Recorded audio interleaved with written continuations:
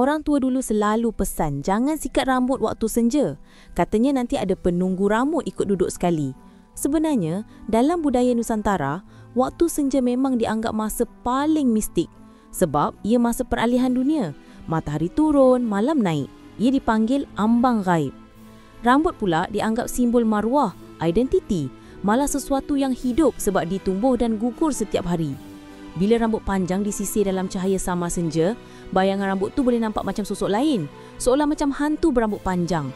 Dari situlah muncul metafora ini. Tapi logiknya, rumah kampung dulu cuma ada pelita minyak tanah. Cahaya tak sekata. Bila kita sikat rambut, bayangan di dinding boleh nampak pelik.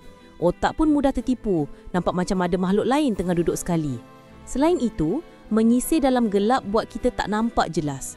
Rambut mudah tercabut banyak atau sikat kayu atau besi calarkan kulit kepala.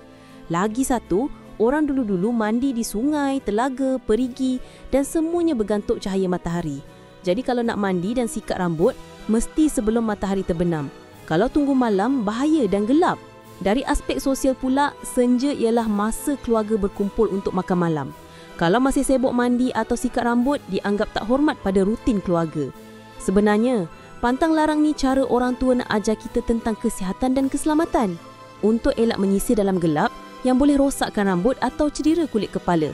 Yang paling penting, untuk ajar kita jaga maruah dan adab diri.